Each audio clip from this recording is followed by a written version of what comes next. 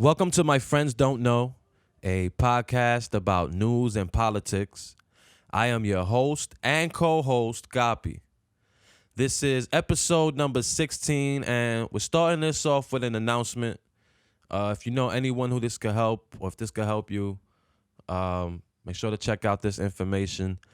Columbia University is offering a Justice Through Code program this fall for the formerly incarcerated who want to learn how to code and explore jobs in the tech industry. If you're interested or know someone who might be interested, go to rebrand.ly/JTC or go to Instagram and look them up at Columbia Center for Justice. Yo, Portland, Oregon. You hear me? Portland. So, for my friends that don't know, the protests haven't stopped.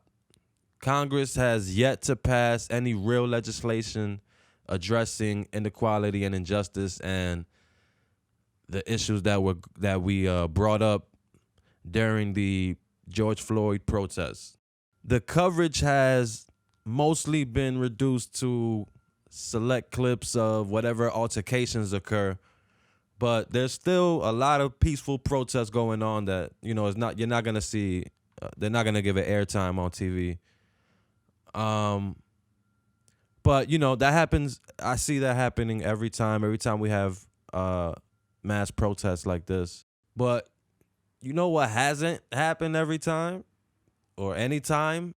Unknown federal agencies sending masked authorities in camouflage to arrest protesters, throw them in unmarked vans and SUVs, and leaving. To be clear, Oregon's governor, Portland's mayor, Senator Jeff Merkley, they've all been demanding that those troops be withdrawn. They did not ask for them to be there. It is the president and William Barr that sent them there. Senator Merkley said authoritarian governments, not democratic republics, send unmarked authorities after protesters. These Trump-Barr tactics designed to eliminate any accountability are absolutely unacceptable in America and must end. The U.S. Attorney for the Oregon District on Friday requested an investigation into those masked camouflage authorities without identification badges who are arresting protesters in Portland.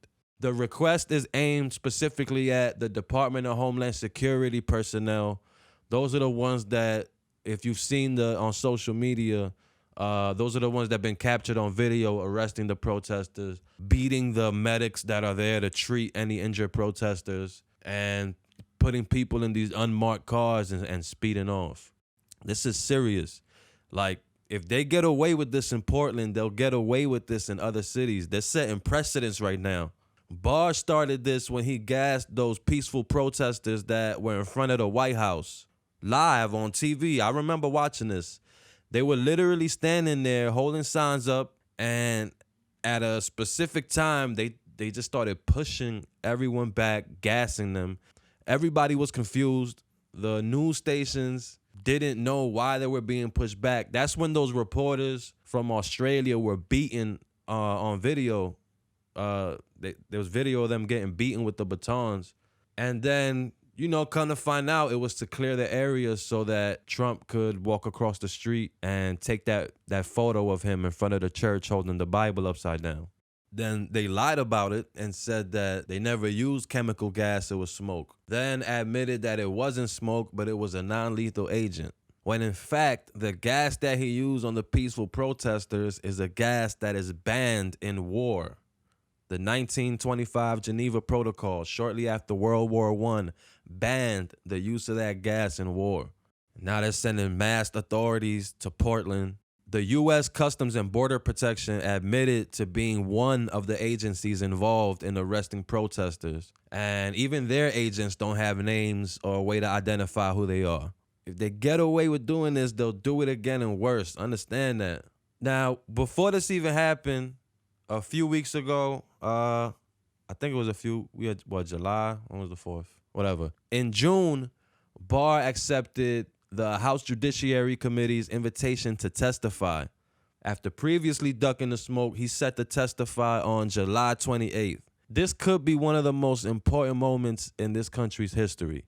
Like, we really get into a point where it's either Trump gonna shoot his shot and go all out dictator, or he won't even be in the election in November. That's how it feels to me.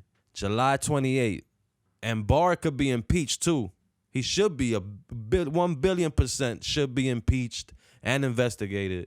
But we're going to see what happens. What a difference half a year makes, right?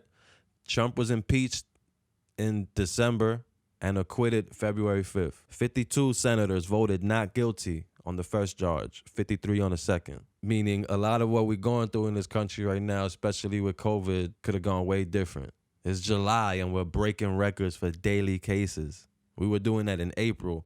Speaking of which, 16 senators, 8 Republican, 8 Democrats, they introduced a bill called the CORE Act, the Cultivating Opportunity and Response to the Pandemic Through Service Act. So basically what they want to do is increase the number of jobs available in AmeriCorps from 75,000 a year to 250,000 over 3 years, and boost the stipend that each employee will get to $25,000 a year, and the educational grant for those participants will be $12,000 a year. And then these participants will be assigned to projects related to coronavirus recovery and will prioritize rural and high poverty areas. It sounds like something that could get passed easily. We'll probably hear more about it this coming week. The Senate comes back from their recess for 15 days starting Monday. Then they go into recess till September 8th. So from Monday, they got 15 days to come to a decision on second round of stimulus check. Not only that, but the PPP program they set up is a mess. The Paycheck Protection Program, PPP, if you remember back in April when this first launched, the fund ran out within minutes of launch. Chase Bank said they received over 60,000 applications within the first 5 minutes, and the funds ran out in less than 2 weeks. Only 27,000 of those applications were approved. Across the country, the states that received the most PPP loans were California with $33 billion, Texas with $28 billion, New York with $20 billion, Florida $18 billion, and Illinois $16 billion. And in the last few weeks, federal data was released on who received money. And yeah, like we knew was gonna happen, the rich got richer. Kanye West, man, somebody go get him. Kanye West received, his Yeezy brand received $2 to $5 million in PPP money. Now, in 2019, last year, the Yeezy brand brought in over $1 billion with a B dollars, $1.3 billion. And he received $2 to $5 million in loans that should have gone to small businesses. And now he's trying to run for president, in my opinion, to take votes away from Biden. Because I don't think anybody who was considering voting for Trump is going to say, oh, you know what, Kanye looks like a better option. The Church of Scientology, which is worth $1 billion with a B dollars, received loans. A billionaire property developer named Joe Farrell received $1 million in money meant for small businesses. So before I finish that thought, in order to legally qualify for this money, businesses must self-certify in good faith that current economic uncertainty makes this loan request necessary to support the ongoing operations of the applicant.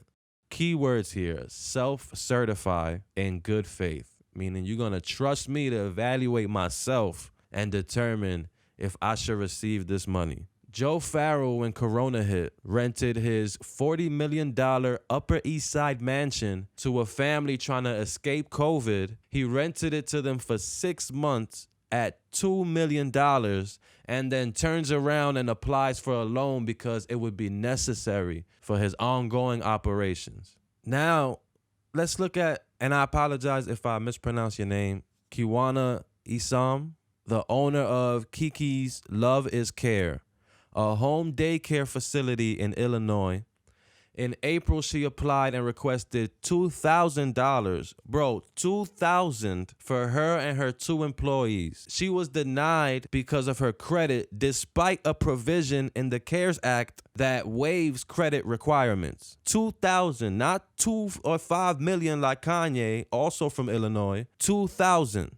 They're hiding the names and identity of a lot of people and businesses that received the loans. They didn't release everybody that received it. So while we know the few that they did name, we don't know all of them. And be clear, it's all right to know every single business that received a penny from this loan. Why? Because when you have to pay taxes on the money you make, the taxes you paid went into this fund.